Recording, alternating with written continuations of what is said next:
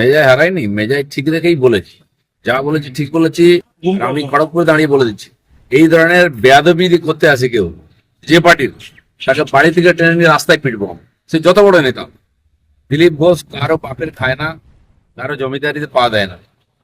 সেখানে যদি রাজনীতি করতে হয় ভদ্রভাবে করো, আর নাহলে ছ্যাবলামি করলে আমরাও জানি কাকে কিভাবে সিধা করতে হয়। খড়গপুরটা কারো বাপের জমিদারি নয়। দিলীপ ঘোষের মেয়ে এরকমই থাকবে, কারো বাপের খায় না, পরে না কোনো বাপের কারো পাশ থেকে এক কাপ চা চেয়ে খায় না, নেবো না দেবো না, কিন্তু কাউকে ছাড়বো না। পার্টি কি ব্যবস্থা না, দিলীপ ঘোষ যথেষ্ট, পার্টি লাগে না। আর এখানকার কর্মীরাই যথেষ্ট। আর যদি টিএমসি মনে করে এই রাজনীতি খড়গপুরে শুরু করবে, কাল থেকে শুরু করছি, বাড়ি থেকে ঢুকে মারবো না, বাড়ি থেকে ট্রেনে চৌরাস্তায় মারবো। নিশ্চিত প্রামাণিকের বাড়ি গেছে, উত্তরবঙ্গের বিজেপি এমএলএদের বাড়িতে গেছে। এই যে কালচার, এটা হচ্ছে ভাইপো কালচার, নোংরা কালচার। যা করেছে ঠিক করেছে, যেখানে করবে সেখানে একইভাবে বিজেপির নেতা কর্মী বিধায়ক সাংসদ সবাই একইভাবে উত্তর। ওই দুজন মহিলা তৃণমূলের পরিচিত লোক, তারা সেখানে যাবে কেন? তারা গিয়ে যে আচরণটা করেছে তার প্রত্যুত্তরে যেটা হয়েছে, তাকে আমি নয় পশ্চিমবাংলার সবাই সমর্থন করছে। এটাই নিউটন বলে গেছে, প্রত্যেক ক্রিয়ার সমান এবং বিপরীত ধর্মী প্রতিক্রিয়া আছে। শুনুন, আমি সিপিএম এর সঙ্গে লড়েছি। সিপিএম কারো বাড়িতে পাঠাতো না, এদের অভ্যাস। আমার বাড়িতে কি উত্তপ্ত করেছে জানেন? আমি তো বাড়িতে থাকি না।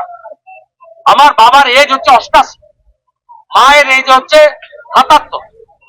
আমার বাড়িতে ওরা যখন তখন অ্যাটাক করেছে এবং সারা রাত্রি ধরে 2021-22 সাল রিজার্ভ জ্বালিয়ে রাখতো কলেজের গেটে, যাতে কি বাড়ির কেউ ঘুমাতে না পারে।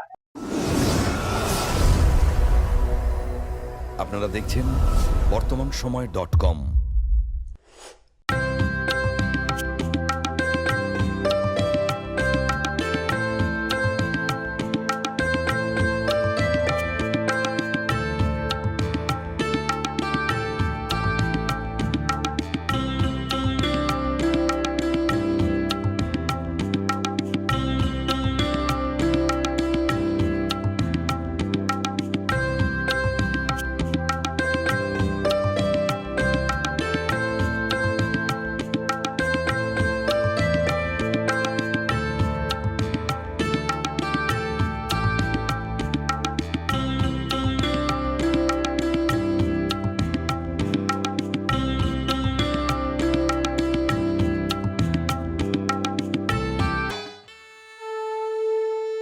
বাসন্তী রং ছুঁয়েছে যখন জীবনের বিশ্বাস, সিঁদুরে সরাজ আঁকে বধূ সাজ, মন তুই ভালোবাস। যত আকুলতা হয়েছে বারোটা বাসন্তী সংলাপ, ভেসে যাক দোহে আদরে আবেশে বন্ধু সবার Nayanmoni Agomoni Basanti fashion private limited, Kanchrapara.